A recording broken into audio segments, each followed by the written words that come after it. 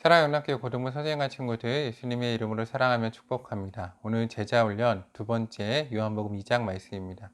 오늘 말씀을 통해서 우리가 정말 하나님의 뜻에 대해서 그분의 역사하심에 대해서 깊게 생각해보는 우리 고등부 선생님과 친구들 되기를 소망합니다. 요한복음 2장 말씀 함께 읽겠습니다. 2장은 제자훈련하는 친구들 가운데 정말 중요한 말씀입니다. 요한복음 자체가 너무나 중요하기 때문에 우리 친구들 깊게 묵상하면서 함께 보았으면 좋겠습니다. 2장 1절에 이렇게 되어 있습니다. 사흘째 되던 날 갈릴리 가나에 혼례가 있어 예수의 어머니도 거기 계시고 예수와 그 제자들도 혼례의 청함을 받았더니 이 사흘이란 이 숫자에 우리가 조금 주목해 볼 필요가 있습니다. 3이란 숫자, 우리가 3이 상징하는 게 무엇입니까? 여기서 왜 굳이 3이란 숫자를 썼을까요? 한번 깊게 묵상해 보셨으면 좋겠습니다. 3위일체 하나님께서 우리 가운데 함께 하십니다. 우리가 이 성경에서 하나하나의 메시지를 통해서 우리 가운데 하나님이 원하시는 메시지가 있다는 것 한번 묵상해 보셨으면 좋겠습니다. 포도주가 떨어진지라 예수의 어머니가 예수에게 이르되 저에게 포도주가 없다 하니 많은 것을 생각하게 합니다. 그렇죠. 결혼식장에 포도주가 떨어졌습니다. 중요한 일입니다. 사람들은 포도주에 주목합니다. 이게 세상 사람들의 일입니다. 그런데 그때 누군가는 그곳에 예수님이 계시다는 걸 기억하고 그리고 그곳에 예수님께서 아뢰는 사람이 있어야 됩니다. 하나님의 역사가 일어나는 첫 번째는 하나님 가운데 오늘 무릎 꿇고 중보하는 마리아와 같은 사람이 있어야 된다는 겁니다. 그때 예수님이 말씀하십니다. 예수께서 이르시되 여자여 나와 무슨 상관이 있나이까 내 때가 아직 이르지 아니하였나이다. 하나님의 때는 언제입니까? 예수님의 때는 언제입니까? 바로 중보 기도하는 사람들, 무릎 꿇는 사람들이 기도하는 때입니다. 하나님의 시간은 우리의 시간과 다릅니다. 우리는 과거, 현재, 미래를 살면서 미래에 하나님의 때가 올 것이라 생각하지만 하나님께는 모든 것이 과거, 미래, 현재가 동일선상에 있습니다. 그럼 하나님의 때는 바로 지금 이 순간이 하나님의 때일 수 있습니다. 바로 오늘 믿는 자가 기도로 간구할 때, 믿음으로 움직일 때 하나님의 때가 일어나는 겁니다. 그래서 보면 5절 말씀에 뭐라고 합니까? 그 어머니가 하인들에게 이르되 너희에게 무슨 말씀을 하시든지 그대로 하라 하니라. 그렇죠. 중보기도하는 자들, 믿는 자들, 믿음에 순종하는 자들이 있을 때 하나님의 때는 이루어집니다. 그때 6절에 뭐라고 써 있습니까? 거기 유대인의 정결례식을 따라 두세 통들은 돌 항아리 6이 놓였는지라. 거기에 정결례식, 정결함을 위한 돌 항아리 6이 놓여 있었습니다.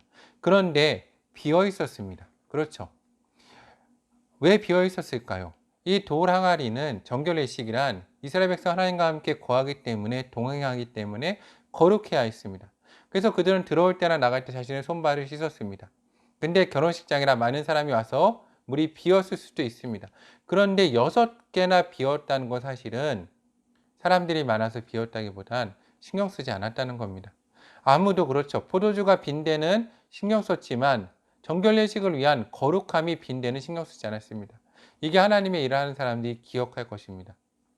오늘 나는 교회 일을 할 때 포도주에 주목합니까? 거룩함에 주목합니까? 우리는 거룩함에 주목해야 됩니다. 여러분 이제 중간고사 기간이죠. 여러분 중간고사 기간에 실력에 주목합니까? 거룩함에 주목합니까? 하나님은 여러분의 거룩함을 보고 계십니다. 그래서 우리가 포도주에 하나님 포도주를 더 달라고 할 때 예수님 뭐라고 하십니까? 7절에 보면 예수께서 그대에게 이르시되 항아리에 물을 채우라 하신즉 아기까지 채우니. 그렇죠. 너희의 거룩함을 채우라는 겁니다. 하나님이 역사하시기 위해 너가 하나님과 동행하기 위해서 거룩함을 채우면 내가 역사해 준다는 겁니다. 그리고 뭐라고 되어 있습니까? 8절에 이제는 떠서 연회장에 갖다 주라 하시며 갖다 주었더니. 그렇죠. 여기서 말하는 건 세상에 나아갈 때 너희 실력으로 나아가지 말고 하나님의 자녀로서 거룩함으로 나아가라는 하나님의 말씀입니다. 그때 어떻게 됩니까? 연회장은 물로 된 포도주를 맛보고도 어디서 나는지 알지 못하되 물도는 하인들 아니더라. 연회장이 신랑을 불러. 그렇죠. 거룩함이 우리의 소망으로 포도주로 바뀌는 역사가 일어난 겁니다. 이게 우리의 삶 가운데 일어나야 되는 역사입니다. 우리는 포도주만 바라고 기도하지만 하나님은 너희의 먼저 거룩함을 채우면 그 거룩함이 하나님의 능력으로 바뀐다고 우리 가운데 말씀하여 주고 계시는 겁니다. 그럼 우리 사랑하는 은학교회 고등부 선생님과 친구들이 먼저 자신의 거룩함을 하나님 가운데 온전히 채울 수 있는 선생님과 친구들 되었으면 좋겠습니다. 그리고 오늘 본문은 참 중요합니다. 그리고 오늘 이 물이 포도주로 바뀌는 역사, 거룩함이 능력으로 바뀌는 역사는 누가 보았을까요? 신랑도 신부도 아닙니다. 그 말씀에 순종한 종들이 보았던 겁니다. 이게 하나님의 말씀을 일하는 자들의 복입니다. 거룩함이 포도주로 바뀌는 역사를 본다는 거죠. 그리고 뭐라고 되어 있습니까? 말하되 사람마다 먼저 좋은 포도주를 내고 취한 후에 낮은 것을 내거늘 그대는 지금까지 좋은 포도를 두었다니라. 맞습니다. 참 은혜로운 말씀이죠. 목사님이 제일 좋아하는 말씀이에요. 왜냐하면 용두삼이라고 그러죠. 처음은 너무나 화려한데 끝은 안 좋다. 근데 하나님의 역사는 처음도 좋지만 끝이 훨씬 더 좋습니다. 물이 포도주로 바뀌는 역사, 거룩함이 좋은 것으로, 하나님이 보시기에 좋은 세상으로, 이 끝이 좋은 것이 하나님의 역사인 겁니다. 저는 여러분의 인생이 끝이 정말 좋기 원합니다. 그러기 위해서 우리가 거룩함을 채우고 순종해야 되는 겁니다. 예수께서 이 표적을 갈릴리 가나에서 행하여 그의 영광을 나타내심에 제자들이 그를 믿으니라. 오늘 본문은 완벽한 구조입니다. 그렇죠? 포도주가 떨어졌는데 세상은 그 포도주에 주목하지만 누군가 예수님께 주목하고 간구하고 믿음으로 움직임으로 예수님의 때를 가져오고 하나님 예수님께서 너의 거룩함을 채우라 하셔서 거룩함을 채웠더니 거룩함이 포도주로 바뀌었습니다. 그렇죠. 그리고 처음보다 끝이 훨씬 좋아졌고 이 일을 통해 하나님의 영광을 드러났고 제자들은 예수님을 믿기 시작했습니다. 이것이 우리 제자 훈련하는 친구들이 삶에 가져올 구조와 역사의 방법입니다. 하나님이 이것을 우리 삶 가운데 이루기 원하십니다. 하나님의 나라의 역사가 일어나는 거죠. 우리 친구들이 역사를 우리 삶 가운데 이뤄내기 원합니다. 13절 말씀입니다. 유대인의 유월절이 가까운지라 예수께서 예루살렘에 올라가셨더니 유월절은 어떤 절기입니까? 예수님께서 우리의 죄를 대신해서 십자가에 달려 죽으시는 걸 나타내는 절기입니다. 근데 그 절기 때 사람들은 뭐 했습니까? 성전 안에서 소와 양과 비둘기 파는 사람들과 돈 바꾸는 사람들이 앉아있는 것을 보시고 눈코는 채찍을 만드사 양이나 소를 다 성전에서 내쫓으시고 돈 바꾸는 사람들이 돈을 쏟으시며 상을 엎으시고 비둘기 파는 사람들에게 이르시되 이것을 여기서 가져가라. 내 아버지 집으로 장사하는 집을 만들지 말라 하시니. 몇 가지 생각해 보아야 합니다. 이것은 교회만 말하는 게 아닙니다. 여러분의 마음속도 중간고사 앞두고 여러분 내 마음을 양 파는 것과 소 파는 것을 바꾸면 안 됩니다. 그렇죠? 거룩함, 기도함. 이 장에서 계속 강조하는 것은 우리 하나님의 거룩함을 채워야 되는 겁니다. 여러분은 성령의 전입니다. 여러분의 마음을 그렇게 바꾸면 안 됩니다. 특히 16절 예수님이 비둘기 파는 사람들에게 특별히 얘기하셨을까요? 비둘기를 사는 사람들은 정말 가난한 사람들입니다. 이 가난한 사람들을 위하는 예수님의 마음도 우리는 기억해야 합니다. 17절에 뭐라고 되어 있습니까? 제자들이 성경 말씀에 주의 전을 삼아는 열심히 나를 삼키려 한 것을 기억하더라.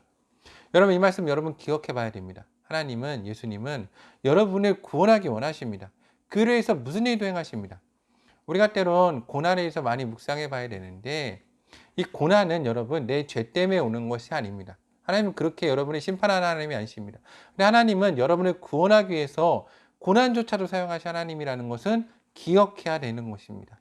오늘 이어서 나옵니다. 18절에 이 유대인들이 예수께 대답하여 예수께 말하기를 내가 이런 일을 행하니 무슨 표적을 우리에게 보이겠느냐. 예수께 대답하여 이르시되 너희가 이 성전을 헐라. 그렇죠. 우리의 마음에 욕심, 내가 바라는 모든 것 주님 가운데 헐어버려야 됩니다. 그러면 내가 사흘 동안에 일으키리라. 그렇죠. 예수님 십자가 달려 죽으시고 내 자신을 부활시키시고 새로운 피조물로 만드시고 거듭나서 하나님 은혜 가운데 살게 하십니다. 유대인들이 이르되 이 성전은 46년 동안 지었거늘 내가 3일 동안에 일으키느냐 하더라. 우리가 저번 주에 계속 나눴죠. 우리가 죽음이라는 것, 내 자신을 주님 가운데 하는 겁니다. 모세처럼 아브라함처럼 내 나이가 되어서도 요셉처럼 내가 다 정리가 되어서도 나사로와 같이 죽은 지 사흘이 되어서도 주님 믿고 움직이는 것, 그것이 부활신앙인 것입니다. 그러나 예수는 성전된 자기 육체를 가리켜 말씀하신 것이라.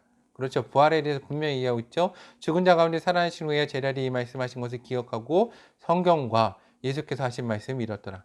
6월절에 예수께서 예루살렘에 계시니 많은 사람이 그 행하시는 표적을 보고 그 이름을 믿었으나 예수는 그의 몸을 그들에게 위탁하지 않으시니 이는 친히 모든 사람을 아심이요 또 사람에 대하여 누구의 증언도 받으실 필요가 없었으니 이는 그가 친히 사람의 속에 있는 것을 아셨습니다. 예수는 우리 가운데 있는 것 모든 것을 아십니다. 이 장의 핵심입니다. 내 모든 것을 아시고 내 정결한 항아리가 비어있음도 아시고 내 성전이 정말로 장사하는 자를 채워있음을 아십니다. 우리가 이 장을 통해서 우리가 알고 깨달아야 될 것은 무엇입니까? 내 마음을 거룩함으로 채우라는 겁니다. 오늘 사랑하는 영락교회 고등부 선생님과 친구들이 내 마음을 거룩함으로 채웠으면 좋겠습니다.